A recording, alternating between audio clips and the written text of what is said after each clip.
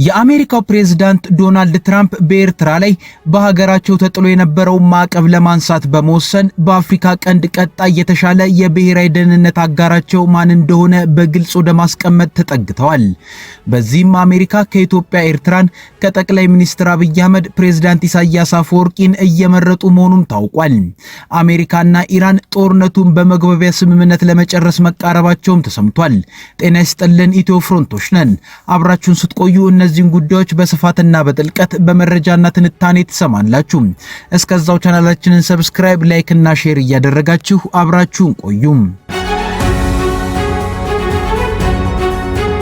የአሜሪካው ፕሬዝዳንት ዶናልድ ትራምፕ በኤርትራ ላይ በሀገራቸው ተጥሎ የነበረውን ማዕቀብ ለማንሳት በመወሰን በአፍሪካ ቀንድ ቀጣይ የተሻለ የብሔራዊ ደህንነት አጋራቸው ማን እንደሆነ በግልጽ ወደ ማስቀመጥ ተጠግተዋል። በዚህም አሜሪካ ከኢትዮጵያ ኤርትራን ከጠቅላይ ሚኒስትር አብይ አህመድ ፕሬዝዳንት ኢሳያስ አፈወርቂን እየመረጡ መሆኑንም አሳይተዋል። ብዙዎች የዋሽንግተንን እርምጃ ኢትዮጵያ ከኤርትራ ይገባኛል የምትለውን የባህር በርን በጦርነትም ሆነ በሌላ መንገድ የመውሰድ እቅዷ ላይ ውሃ ቸልሷል ይላሉ።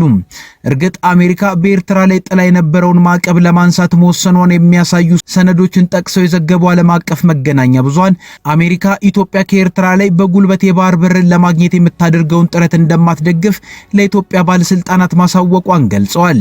ሁለቱም ሀገራትም እርስ በርስ ከመተነኳኮስ እንዲቆጠቡም ጭምር አሜሪካ ማሳሰቧም ታውቋል። ሆኖም አሜሪካ በቀይ ባህር ላይ ረጅም ጠረፍ ያላትን ኤርትራን ረጅም ጠረፏን መጠቀም ስለፈለገች አስመራ ላይ ጥላባት የነበረውን ማዕቀብ በማንሳት ከኤርትራ ጋር ወዳጅነትን ለመመለስ ፈልጋለች። ከኢራን ጋር በተነሳ ጦርነት ሳቢያ የዓለም 20 በመቶ ነዳጅ መተላለፊያ የሆነው የሆርሙዝ ሰርጥ ችግር ውስጥ በመግባቱ በዚሁ ቀጠና የኢራን አጋዥ የሆኑት የየመኖቹ የሁቲ አማጽያን ቀጣይ ኢላማችን በቀይ ባህር፣ ህንድ ውቅያኖስና ኤደን ባህረ ሰላጤ መጋጠሚያ ጋር ያለው ባቤል መንደብ ነው በማለታቸው አሜሪካ ደግሞ የሆርሙዝ ሰርጥ ሳይበቃ ሌላኛው የዓለም ከፍተኛ የውሃ ላይ ንግድ ማከናወኛ ባቤል መንደብ ስጋት ውስጥ እንዲገባ አልፈለገችም። ምክንያቱም ይህ ቀጠና የሜዲትራኒያንን ቀጠና ከሌላኛው ዓለምም ጋር የሚያገናኝ ነው። በሌላ በኩልም ወዳጇ ሳውዲ አረቢያ በአቅራቢያ አለች። ስለዚህ አሜሪካ ያለኝ እድል ከኤርትራ ጋር ታርቄ ሀገሪቱ በቀይ ባህር ላይ ያላትን ረጅም ጠረፋማ የባህሩን አካል በመጠቀም የቀጠናውን ደህንነት ማስጠበቅ ነው አለች። ለዚህም ደግሞ ለእጅ መንሻነት ለአስመራ መንግስት ማዕቀብን ማንሳትን አቅርባለች። የኤርትራ መንግስትም ይህንን የአሜሪካንን ውሳኔ በበጎ ጎኑ ተቀብያለሁ ብሏል። የሀገሪቱ የማስታወቂያ ሚኒስትር የማነ ገብረ መስቀል ኤርትራ ላይ ተጥሎ የቆየው ማዕቀብ ፍትሐዊና ተገቢ ባይሆንም የአሁኑ የአሜሪካ ውሳኔ ያለፉ የተሳሳቱ አካሄዶችን ለማስተካከል የሚያግዛል ሲሉ የመስሪያ ቤታቸውን አቋም የገለጸን መግለጫን በኤክስ ገጻቸው ላይ አስቀምጠዋል። እዚህ ጋር ግን የሚነሱ ጥያቄዎች አሉ። ኤርትራ ይህንን የአሜሪካንን የማዕቀብ ማንሳት እድል ማግኘቷና ቀጣይ መልካም ግንኙነቶቿ ከረጅም ዘመናት በኋላ በአፍሪካ ቀንድ በኢትዮጵያ የበላይነት ተይዞ የነበረውን የአሜሪካ ወሳኝ አጋርነትን እንድትረከብ ያደርጋታል። ታዲያ የኢትዮጵያስ ነገር ከምን ይሆናል የሚል ነው ዋናው ጥያቄ።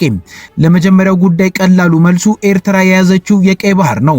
እሱም ነው በአሜሪካ ተመራጭ እንድትሆን ያደረጋት፣ ሌላ ታምርም አይደለም። ይህን ተከትሎ የሚመጣው ዋናውና ወሳኙ ጥያቄ ግን ኢትዮጵያ ከኤርትራ ላይ ይገባኛል የምትለው አሰብን ጨምሮ በቀይ ባህር ላይ ያለ የባህር በር አለ። የጠቅላይ ሚኒስትር አብይ አህመድ መንግስት ይህንን ፍላጎቱን በግልጽ ማቀንቀን ከጀመረ በትንሹ ከ2 ዓመት ከ6 ወር በላይ ሆኖታል። ታዲያ ለወትሮ በቀጠናው የአሜሪካ ወሳኝ የጸረ ሽብር አጋር ኢትዮጵያ እነዚህን ይገባኛል ጥያቄዎችን በኤርትራ ላይ ያነሳች፣ ሊያውም ጥያቄዋ በኤርትራ የውሃ አካላት ላይ ሆኖ እያለ ዋሽንግተን ያለምንም ማቅማማት ኢትዮጵያ በኤርትራ ላይ ያላትን የባህር በር ጥያቄ እያየችና እያወቀች እንዴት ማዕቀብን በማንሳት ከኢሳያስ አፈወርቂ ጋር ለመወዳጀት ወሰነች? ለዚህ የተለያዩ ምላሾች አሉ። አንዱ በአሜሪካና ኤርትራ መቀራረብ መሃል ዋነኛ ሚና ተጫዋቿ የኢትዮጵያ ታሪካዊ ጠላት በመባል የምትጠራው ግብጽ በመሆኗ ሊሆን ይችላል። ከዚህ ቀደም እንደተሰማው አሜሪካ ዛሬ ላይ ከኤርትራ ጋር ግንኙነቷን ለማሻሻል የደረሰችው ውሳኔን ያመቻቹ ውይይቶች የተደረጉት በግብጽ አሸማጋይነት ነው። የፕሬዝዳንት ዶናልድ ትራምፕ የአፍሪካ ልዩ መልእክተኛ ማሳድ ቡሎስ በግብጽ ካይሮ ከኤርትራው ፕሬዝዳንት ኢሳያስ አፈወርቂ ጋር ተወያይተው ነበር። ይህ ውይይት የኢራን ጦርነት ከመነሳቱ በፊት የተደረገ ቢሆንም ጦርነቱ ተነስቶ ሆርሙዝ ሲዘጋ ፍሬ ሊያፈራ ተቃርቧል። ግብጽ ኢትዮጵያ ቀይ በቀይ ባህር ላይ ምንም አይነት ቦታ እንዳይኖራት ገና ኢትዮጵያ ጥያቄዋን ስታነሳ ጀምሮ ትሰራ ስለነበር አስመራ ከዋሽንግተን ጋር እንድትቀራረብ በማድረግ ኢትዮጵያን በአሜሪካ ተጽዕኖ ውስጥ የማስወደቅ ስራን እንደሰራች ይታመናል። እዚህ ጋር ታዲያ ግብጽ የኢትዮጵያ የቀይ ባህር ፍላጎትን ለማደናቀፍ እንደማትተኛ የሚያውቀው የኢትዮጵያ መንግስት አሜሪካ ከአስመራ ጋር እንዳትሆን ምን ውጤታማ የዲፕሎማሲ ስራ ሰራ የሚለው ጉዳይ መነሳት አለበት። የአዲስ አበባ መንግስት በዚህ ረገድ ውጤታማ ስራ ለመስራቱን የሚያመለክተው አሁን አሜሪካና ኤርትራ ሊታረቁ ጫፍ በመድረሳቸውና የአስመራ ማዕቀብ በዋሽንግተን ሊነሳ በመሆኑ ነው። በሌላ በኩል አሜሪካ የኢትዮጵያ መንግስት በኤርትራ ላይ የባህር በር ጥያቄ አለኝ ማለቱን እያወቀች ለኢትዮጵያ መንግስት ጥያቄ ቁብ ሳትሰጥ እዚህ ውሳኔ ላይ ደረሰችው የጠቅላይ ሚኒስትር አብይ አህመድ መንግስት የዛሬ 8 ዓመት ከኤርትራ መንግስት ጋር በፈረመው ስምምነት ምክንያት ነው የሚሉ አሉ። የጠቅላይ ሚኒስትር አብይ አህመድ መንግስት ኢትዮጵያን ወደብና የባህር በር ያሳጣት ቀድሞ በህወሓት ይመራ የነበረው የኢህአዴግ መንግስት ኤርትራ ለኢትዮጵያ መሆን የነበረበትን ወደብና የባህር በርን ይዛ እንድትገነጠል ስለፈቀደ ነው ሲል ይከሳል። ነገር ግን አብይ አህመድ ወደ ጠቅላይ ሚኒስትርነት እንደመጡ በወራት ውስጥ ኢትዮጵያና ኤርትራ ለዘመናት ያላቸውን ቅራኔ ለማስታረቅ ሰሩ። በሳውዲ አረቢያም ተገኝተው ከኢሳያስ አፈወርቂ ጋር የሰላም ስምምነትን ተፈራረሙ።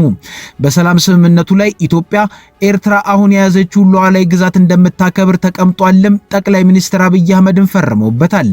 የጠቅላይ ሚኒስትር አብይ አህመድ መንግስት ህወሓት ኢህአዴግ ኢትዮጵያን በኤርትራ ወደብ አስቀምጧል ይበል እንጂ ህወሓት እውቅና የሰጠውን የኤርትራን ግዛት በፊርማው አጽድቋል። ስለሆነም ዛሬ አሜሪካ ከኤርትራ የምትፈልገው የባህር ጠረፍ የአብይ መንግስት የኤርትራ ነው ብሎ የፈረመበትንም ነው።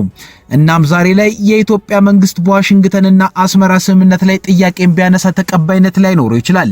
ምናልባት እንኳን የጠቅላይ ሚኒስትር አብይ አህመድ መንግስት የ2010 ዓ.ም የሰላም ስምምነት ፈርሞ ለኤርትራ ግዛት እውቅና ባይሰጥ ዛሬ ላይ ለሚያነሳው የባህር በር ጥያቄ የቀድሞውን መንግስት ጥፋተኛ እያደረገ ጥያቄውን አጠንክሮ መቀጠል ይችል ነበር። ሌላ መረሳት የሌለበት ግን አሜሪካንን አሁን እየመሩ ያሉት ዶናልድ ትራምፕ መሆናቸው ነው። እሳቸው በኤርትራ የቀይ ባህር ጠረፎች ላይ ኢትዮጵያም ጥያቄ ያነሳችማ ለሀገራቸው የሚጠቅም እስከመሰላቸው ድረስ ጉዳዩን መግፋታቸው አይቀርም። ለዛም ነው የኢሳያስ አፈወርቂ መንግስት በአሜሪካ ፖለቲከኞች ጭምር ከሰብአዊ መብት አያያዝ ጋር ጥያቄ እየተነሳበት የአስመራን ማዕቀብ ለማንሳት የወሰኑት። የሆነ ሆኖ ወቅቱና ውሃዋ ኤርትራን ለአሁኑ በአሜሪካ ዘንድ ከኢትዮጵያ ይልቅ እንድትመረጥ እያደረጋት ይመስላል። አሜሪካና ኢራን ጦርነታቸውን በመግባቢያ ስምምነት ለመጨረስ መቃረባቸው ተሰማ። መረጃውን ከዋናው አደራዳሪያቸው ሰምቻለሁ ያለው ሪውተርስ የሁለቱን ሀገራት ጦርነት ያስቆማል የተባለ የመግባቢያ ሰነድም ሊፈራረሙ ነው። በስም ያልተጠቀሱ ምንጮቹ ለሪውተርስ በቅርቡ እናፈራረማለን በማለት ተቃርበናል ሲሉ ተናግረዋል። አክሲዮስ በበኩሉ ዋይት ሃውስ ጦርነቱን ለማስቆም የሚያስችል ሰነድ ላይ ለመፈረም መቃረቡን እንደሚያምን ዘግቧል። ሁለት የአሜሪካ ባለስልጣናትን ማናገሩን እንዲሁም በጉዳዩ ላይ ማብራሪያ የተሰጣቸው ሁለት ሌሎች ምንጮችን የጠቀሰው መገናኛ ብዙሃኑ የመግባቢያ ሰነዱ ሊፈረም መሆኑን አረጋግጧል። ባለ አንድ ገጽ ነው የተባለው የመግባቢያ ሰነድ ስለ ኒውክሌር ድርድር ማዕቀፍን እንደሚያስቀምጥም ተጠቅሷል። ከነዚህ መካከልም የኢራን የኒውክሌር ፕሮግራም መቋረጥ፣ የማዕቀብ መነሳትና በሆርሙዝ ወሽመጥ ያለምንም እክል መርከቦች እንዲንቀሳቀሱ ማድረግ በሰነዱ ላይ መካተታቸው ተዘግቧል። በሁለቱ ሀገራት ንግግር ውስጥ የኒውክሌር ፕሮግራም መቋረጥና የሆርሙዝ ወሽመጥ ዳግም መከፈት ሳያግባባቸው የቆዩ ጉዳዮች ናቸው። አክሲዮስ ምንጮችን ጠቅሶ በርካቶቹ በሰነዱ ላይ የተጠቀሱት ነጥቦች የመጨረሻ ስምምነት እንዳልተደረሰባቸው ዘግቧል። የመግቢያ ስምምነቱን በሚመለከት ሪውተርስ የፓኪስታን ምንጮችን ጠቅሶ ቢዘግብም ነገሩ ከጉዳዩ ባለቤቶች አሜሪካና ኢራን ማረጋገጫ አላገኘም። ሆኖም በአሜሪካ በኩል እየወጡ ያሉ መረጃዎች ይህን የሚያጠናክሩ ተደርገው ተወስደዋል። አንደኛው ሰኞ የተጀመረው በሆርሙዝ የመርከቦች እጀባ እንዲቋረጥ መደረጉ ነው። ትራምፕ ለዚህ ውሳኔ በሁለቱ ሀገራት መካከል ያለው ንግግር እየተሻሻለ መምጣቱን በምክንያትነት ጠቅሰዋል። ሌላው የውጭ ጉዳይ ሚኒስትራቸው ማርኮ ሩቢዮ የሰጡት መግለጫ ነው። ሩቢዮ በትላንትናው ዕለት በዋይት ሃውስ በሰጡት መግለጫ አሜሪካ ዓላማዎቿን በማሳካቷ በኢራን ላይ የጀመረችው ወታደራዊ ዘመቻ መጠናቀቁን ገልጸው ነበር። ሩቢዮ በዚህ መግለጫ ኦፕሬሽን ኤፒክ ፉሪ ተጠናቋል፣ የዘመቻውን ዓላማዎቻችንን እናሳክተናል፣ የሰላም መንገድን እንመርጣለን፣ ፕሬዝዳንቱ ከስምምነት መድረስ ይፈልጋሉ ሲሉ ነበር የገለጹት። ከግምቶቹ ባሻገር ደግሞ ከሁለቱ ሀገራት ባለስልጣናት እየተሰማ ያለው ሀገራቱ በውጥረት ውስጥ መቀጠላቸው ነው። አንድ የኢራን ከፍተኛ ባለስልጣን አሉት እንደተባለው ከአሜሪካ ጋር ከስምምነት ለመድረስ መቃረቡን በተመለከተ የሚወጡ ዘገባዎች ከእውነታነት ይልቅ የአሜሪካ ምኞት ናቸው በማለት ውድቅ አድርገዋል። በዚህ ዘገባ ላይ ምላሽ የሰጡት የኢራን የኢራን ፓርላማ ከፍተኛ ባለስልጣን ኢብራሂም ራዛኢ አሜሪካ በፊት ለፊት ድርድር ያላገኘቻቸውን ባልተሳካ ጦርነት አታገኘውም ሲሉ ከስምምነት የመድረሱ ጉዳይ ገና መሆኑን አመላክተዋል። ባለስልጣኑ በፋርስ ቋንቋ በኤክስ ገጻቸው ላይ ባወጡት መግለጫ ኢራን ለሚመጣው ጦርነት ዝግጁ መሆኗን በመግለጽ አሜሪካ የቀረበላትን ሐሳብ ተቀብላ ካልተስማማች ኢራን ጸጸት የሚያስከትል እርምጃን ትወስዳለች ሲሉ አስጠንቅቀዋል። በተጨማሪም ከኢራን ጋር የሚካሄደውን ጦርነት ለማብቃት በአሜሪካ የቀረበው ሐሳብ አሁንም ገና ውሳኔ ያልተሰጠው መሆኑን የኢራን የውጭ ጉዳይ ቃል አቀባይ ለሀገራቸው ዜና ወኪል ገልጿል። ኢስማኤል ባጋይ እንደተናገሩት ኢራን በቀረበው የሰላም ስምምነት ሐሳብ ላይ ያላትን አመለካከት በፓኪስታን አደራዳሪዎች በኩል ለአሜሪካ እያሳወቀች እንደሆነም አመላክተዋል። ቃል አቀባዩ ጨምረውም የሚደረገው ድርድር ከመጥፎ ሐሳቢዎች በቅን ልቦና ሊሆን እንደሚገባ ሀገራቸው እንደምታመን በኤክስ ገጻቸው ላይ ጽፈዋል። ፕሬዝዳንት ትራምፕ በበኩላቸው ኢራን የቀረበውን ስምምነት ካልተቀበለች ከፍተኛ ጥቃት እንደሚጠብቃት አስጠንቅቀዋል። አብዮታዊ ዘቡ ባወጣው መግለጫ እንዳመለከተው የወራሪዎች ስጋት የሚያበቃ ከሆነ ወሳኙ የባህር መተላለፊያ መስመር መልሶ የሚከፈትበት ሁኔታ መቃረቡንም አመልክቷል።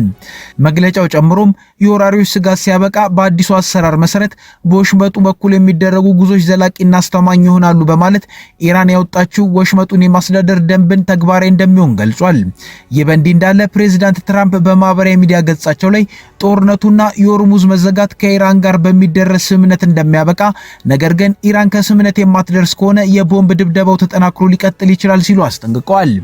ኢራን የተስማማንበትን የምትፈጽም ከሆነ የተከፈተባት ጦርነት እንደሚያበቃና የሆርሙዝ ወሽመጥ ኢራንን ጨምሮ ለሁሉም ክፍት ይሆናል ብለዋል። በተጨማሪም ትራምፕ ኢራን ከስምምነት የማትደርስ ከሆነ የቦምብ ድብደባው ከዚህ በፊት ታይቶ በማይታወቅ ሁኔታ በከፍተኛ መጠን መካሄድ ይጀምራል በማለትም አስጠንቅቀዋል። በፓኪስታን አማካኝነት እየተካሄደ ያለው የሁለቱ ሀገራት ድርድር ከስምምነት ወደሚደርስበት ደረጃ እየተቃረበ መሆኑን የተለያዩ ምንጮችም እየጠቆሙ ነው። ትግራይ በብሔራዊ ውርደት ውስጥ እንድትኖር እየተሰራ ነው አሉ በድጋሚ ለክልሉ ፕሬዝዳንትነት የተመረጡት ደብረጽዮን ገብረ ሚካኤል። ደብረጽዮን ያሉት ዳግም የተሰባሰበው የትግራይ ክልል ምክር ቤት ከ5 ዓመታት በፊት ተመርጠው ምክር ቤት ገብተዋል ካላቸው 190 አባላቱ 122ቱ በተገኙበት በ69 በመቶ ምልዓተ ጉባኤውን ሲያካሄድ ነው። የተወሰኑ አባላቱ በመስዋዕትነትና ለትምህርት ወደ ውጭ ሀገራት በመሄድ የጎደሉ እንደሆነም ነው የገለጸው። በዚሁ ጉባኤ ላይ የፕሪቶሪያው ስምምነት አፈጻጸምና ያለበትን ሁኔታ የህወሓት መንበርና በእለቱ በምክር ቤቱ የክልሉ ፕሬዝዳንት ሆነው የተሰየሙት ደብረጽዮን አቀርበዋል። ደብረጽዮን በዚህ ሪፖርታቸው በፌዴራል መንግስት ክልሉ ላይ ደረሰ ያሏቸውንና እየደረሱ ነው ያሏቸውን በደሎች ዘርዝረዋል። ክልሉ 2 ዓመታትን በጦርነት 3 ዓመት ተኩልን ደግሞ ጥይት አልባ የሆኑ ከጦርነት ያልተናነሱ ስቃዮችንና ሴራዎችን ተጋፍጧል ሲሉ ገልጸዋል። የፌዴራል መንግስት ከፖለቲካ እስከ ኢኮኖሚና ከጸጥታ ጋር እስከ ተያዙ ሴራዎች በትግራይ ላይ አድርሷቸዋል ያሏቸውን ውንጀላዎች በሪፖርታቸው አካተዋል። ትግራይ አፋር ክልል እንዲወረር እያደረገም ነው ብለዋል። ስርዓት አገዛዝ ብልጽግና ውሽጥና ካብ ዝገበሮ እካይ ፈተናታት ጎን ጎኒ ካብ ዓፋር ክሳብ ምዕራብ ትግራይ ዕጡዋ ተሰልጢኑውን ኣብ ልዕልና ኣውፊሩ እዩ። የብልጽግና አገዛዝ በውስጣችን በፈጠራቸው መከፋፈሎች ጎን ለጎን ከአፋር እስከ ምዕራብ ትግራይ የታጠቁ ኃይሎችን አሰልጥኖ በላያችን ላይ አዝምቷል። ሁሉንም አይነት ፖለቲካዊ፣ ኢኮኖሚያዊና የጸጥታ ሴራዎችን እየፈጸመብን ነው። በራሱ ከሚሰጠን የድጎማ በጀት ባሻገር ከዓለም አቀፍ ድጋፍ ሰጪዎች የምናገኘውን እርዳታ እንዳናገኝ አድርጓል። ባንክ ዘግቶብናል፣ ነዳጅ ከልክሎናል፣ ትራንስፖርት፣ መድኃኒት የትግራይ ህዝብ እንዳያገኝ አድርጓል። ከዚህም አልፎ ወደ ድሮን ጥቃት ነው የተሸጋገረው። መድኃኒት ነዳድን ናብ ትግራይ ከይኣቱ ምዕፃው ህዝቢ ኣብ ትሕቲ ደበና ኩናት ኮይኑ ብጭንቅን ብስግኣትን ክነብር ዘኽእል ቁልዕ ምንቅስቃስ ዝገብር ድሕሪ ምጽናሕ ናብ ወታደራዊ ክባ ቁልዕ ውግእን ደብዳብ ድሮናትን ተሰጋጊሩ እዩ። ዛሬም የፌዴራል መንግስት በዚህ ተግባሩ መቀጠሉን አንስተው የፌዴራል መንግስት የትግራይ ህዝብ አንድነትን ለመሸርሸር ብሎም ህዝቡ ተስፋ እንዳይኖረውና እጁን እንዲሰጥ ጫና እየተደረገበት መሆኑን ነው ደብረጽዮን ገብረ ሚካኤል ገለጹት። አንተ ወይኖ ኣብቲ ሞሽን ተላዕልሎ ትግራይ ሰፊሕ ፖለቲካዊ ስርገትን ከባቢያዊ ራእያትን ሓዊሱ ኩሉ ዓይነት ድሕረት ብምስፍሕፋሕ ዝጽንሑ በሁሉም አይነት መንገድ የትግራይን ክብር በመሸርሸር ህዝቡ ተስፋ ቆርጦ እጅና እግሩን አጣምሮ እንዲቀመጥና እንዲንበረከክ በማድረግ ትግራይን ለማንበርከክ ተጥሯል። በቀንዱ ብሔረ ትግራይ ውደበን ትካላትን አልቦን መግባር ውሽጢ ህወሓት ብሔራዊ ረብሓታት ትግራይ ዘህግር ናይ ባንዳታት ጉጅለ ከመላፍንቲ ብምጥቃም ውድብን ሰራዊትን ብምብታን ነዊሕ ርሕቀት ጠላእትና ከይዶም እዮም። እንተኾነ ምስጋና ሳላ ውሑድ ቃልሲ ስትራቴጂያዊ ዓምታትና እቲ እካይ ምንቅስቃስ ተኸሊፉ እዩ። ካብዚ ብተወሳኺ ከባቢያውን ቅሸታውን ናይ ዝኮረዩ ብውልቀ ዝተኣኻኸቡ ውዳበታት ብምጭጫሕ ህዝቢ ትግራይ ካብ ብሔራዊ ኣጀንድኡ ብምውፃእ ኣብ ጎይቁ ፖለቲካ ክጽመድን ሓድነት ክብተንን ዝተፈላለዩ ሜላታት ለይትን ቀትርን ይስራሕ እዩ ዘሎ። ከዚህም በተጨማሪ ደብረ ጽዮን የፌዴራል መንግስት ዛሬም ትግራይን ለማዳከም እየሰራ ነው ባሉበት ክስ አዘል ሪፖርታቸው የደረሱብን በደሎች ፍትህ ሳያገኙ ለሌላ ጄኖሳይድ እየተጋለጥን ይመስላል፣ በምርጫና ብሔራዊ ምክክር ሰበብም ትግራይን ወደ ሌላ ዙር ጥፋት ለመክተት ብልጽግና እየሰራ ነው ብሏል። በሐጺሮ ብለል ህዝብና ዝተፈጸመ በህዝባችን ላይ የተፈጸመውን የጄኖሳይድ ወንጀል ፍትህ አላገኘም። በሚሊዮን የሚቆጠሩ የትግራይ ልጆች ትምህርት ቤት መሄድ አልቻሉም። ማህበራዊ ጉዳታችን አልተካሰም። እንደ ህዝብ በብሔራዊ ውርደት እንድንኖር ከመደረጉ አልፎ ወደ ዳግም ጄኖሳይድ የምንገባበት ሁኔታ እየተፈጠረ ይመስላል። በተጨማሪም በምርጫና በብሔራዊ ምክክር ሰበብ ትግራይን ወደ ሌላ ዙር ጥፋት ለማስገባት እንቅስቃሴዎች እያደረጉ ናቸው። ውዲት ተፋሒሱ ዝተፈላለዩ ኖራም እንቅስቃሴات ይገበረለው። ብልጽግና በጦርነት ማሸነፍ ሲያቅተው በፕሪቶሪያ ስምምነት ትግራይን አስሮ ለመቀጠል ፈልጓልም ነው ያሉት ደብረጽዮን። ከኢትዮ ፍሮንት የዛሬ ጉዳዮቻችን እነዚህ ነበሩ። አብራችሁን ስለቆያችሁ እናመሰግናለን። ቻናላችንን ሰብስክራይብ አድርጉልን። መልካም ጊዜ።